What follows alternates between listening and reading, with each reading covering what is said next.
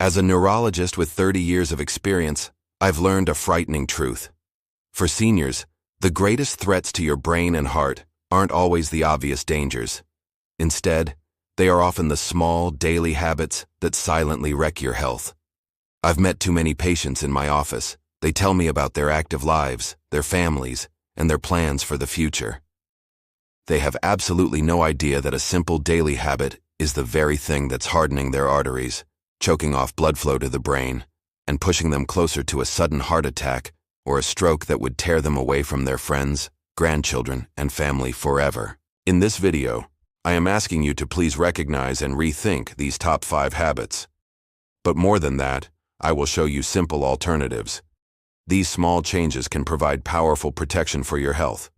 Please watch to the end, because the first 2 habits are things you might be doing right now, and the 4th has changed countless lives. Habit 1. The healthy breakfast lie. I know why you reach for that glass of orange juice or bowl of cereal in the morning. They are advertised as a healthy, quick, and smart way to start your day. It feels like you're doing the right thing for your body. But as a doctor who has seen MRI scans of brains permanently damaged from a lack of oxygen, I must tell you the truth. That healthy breakfast is often just a well-disguised sugar bomb. I'll never forget one patient, a retired teacher, who suffered a small stroke that almost took her ability to speak. We discovered the cause was the 100% pure fruit juice she drank every single morning. For years, it had been causing huge spikes in her blood sugar, silently damaging the delicate lining of her blood vessels. Here is what happens inside your body. When you have that much sugar first thing in the morning without any fiber, it shocks your system. It creates inflammation, which makes your arteries stiff and prone to injury. This is the perfect setup for deadly blood clots to form, which can then travel to your brain or heart. Now, imagine starting your day with a boiled egg, a few slices of avocado, or a small bowl of whole oatmeal. That isn't just food. It's providing your brain with the steady, reliable energy it needs to work its best. It's an act of deep respect for the body that has carried you through a lifetime. Habit 2. The sweetened iced coffee. A sweet iced coffee in the morning. I get why it's so popular. It feels refreshing, it wakes you up, and that sweetness can feel like a little reward to start your day. It seems harmless, even like a necessary treat. But as a doctor who has seen the devastating results of blood clots in the brain, I need to tell you a critical truth. That sweet coffee could be one of the most dangerous habits for your heart and brain after age 60. Many of my patients are surprised when I tell them this. They thought they were making a good choice by avoiding sodas. But here's what's really happening inside your body. When you drink a coffee loaded with sugar or syrup on an empty stomach, you're creating a perfect storm. The huge amount of sugar causes an insulin shock, which inflames the delicate lining of your blood vessels. At the same time, the caffeine makes your heart beat faster and your blood pressure spike. Picture this. Your heart is forced to work overtime to pump thicker blood from the sugar through pipes, your arteries, that are becoming narrow and inflamed.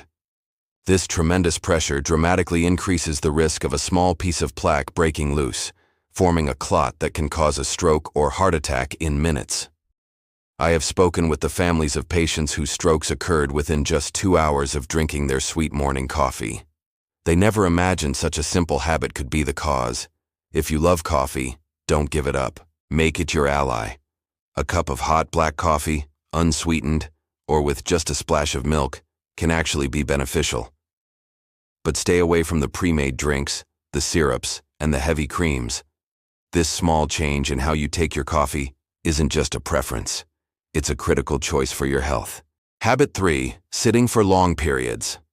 After getting some energy, many of us start the day by sitting. We sit to read the paper, watch TV, work on the computer, or simply sit still because it feels comfortable and safe. I completely understand this. As we get older, our bodies aren't as flexible as they used to be. Resting can seem like the wise choice, and sometimes there's even an unspoken fear that moving around might lead to an injury. The comfort of an armchair is hard to resist, but as a doctor who has treated patients with deep vein thrombosis, dangerous blood clots that form in the legs from sitting too long, I must warn you, after age 60, sitting is one of the most dangerous habits. I remember one patient, a lovely woman who loved to knit. She could sit for hours at a time to finish a project. One day she felt a sharp pain and swelling in her calf. Thankfully, she came to the hospital in time. We found a large blood clot that, had it traveled to her lungs or brain, could have taken her life. The cause wasn't some mysterious disease. The cause was hours of sitting still. Here's the biology behind it.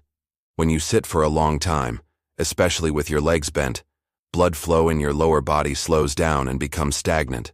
Blood that moves too slowly is more likely to thicken and clump together, forming clots. For a senior whose vascular system may not be as robust as it once was, this risk is significantly higher.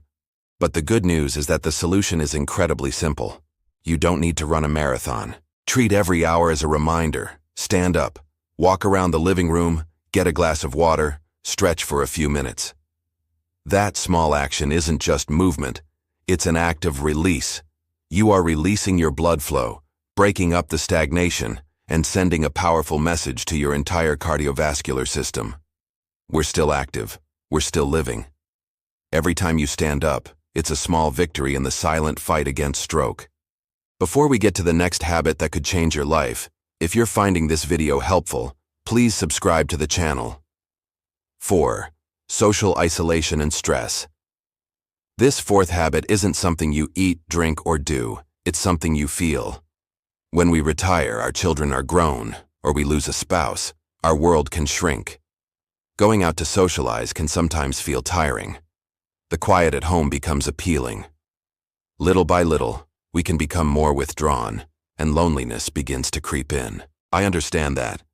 After a life full of noise and responsibility, silence can feel like a welcome change. But as a doctor who has seen the direct link between mental and physical health, I must tell you, quiet loneliness and stress are among the most powerful triggers for a stroke or heart attack. I'll never forget a patient, a widower, who suffered a massive heart attack. He had none of the traditional risk factors like smoking or obesity. But when we talked, he admitted that since his wife passed away, he spoke to almost no one. His life was consumed by silence and a constant, deep sadness. That chronic stress and loneliness isn't just a feeling, it's a toxic chemical reaction happening inside your body. It causes a spike in a hormone called cortisol. Think of cortisol as a corrosive acid. Day after day, it silently eats away at the walls of your blood vessels, raises your blood pressure, promotes inflammation, and forces your heart to work in a constant state of alarm. Your heart and brain were not designed to withstand that kind of prolonged stress, but you have the power to fight this poison. And the antidote is simple and pleasant. It's a phone call to an old friend. It's joining a club for people with a shared hobby. It's saying hello to a neighbor. These actions aren't just social events. They are powerful medicine for your heart. When you connect with others, when you laugh, when you share, your body releases beneficial hormones that calm your nervous system, lower your blood pressure, and fight the damage from cortisol. So the next time you feel lonely, pick up the phone. That action isn't just about connecting with a friend. You are reconnecting with life. You are giving your heart the most effective healing medicine there is. 5. I'll catch up on sleep later. This final habit is one of the most common and silent enemies, lack of sleep. I know that as we get older, a good, deep night's sleep can feel like a luxury. Tossing and turning, trouble falling asleep, or waking up multiple times during the night is very common. Many of us accept it as a part of aging, or we try to make up for it by staying up late to watch TV until we feel tired, thinking, I'll catch up on sleep later. But as a neurologist who understands the vital importance of sleep for the brain, I must emphasize this. Chronic sleep deprivation doesn't just make you tired. It is poisoning your brain and your heart. I had one patient, a very intelligent and sharp woman, who began showing early signs of cognitive decline. She was becoming forgetful and had trouble concentrating. After ruling out other causes, we discovered that for years she had only been sleeping 4 or 5 hours a night. She thought she had gotten used to it, but in reality, her brain never had the chance to heal itself. Here is what science has proven. Sleep is not a passive state.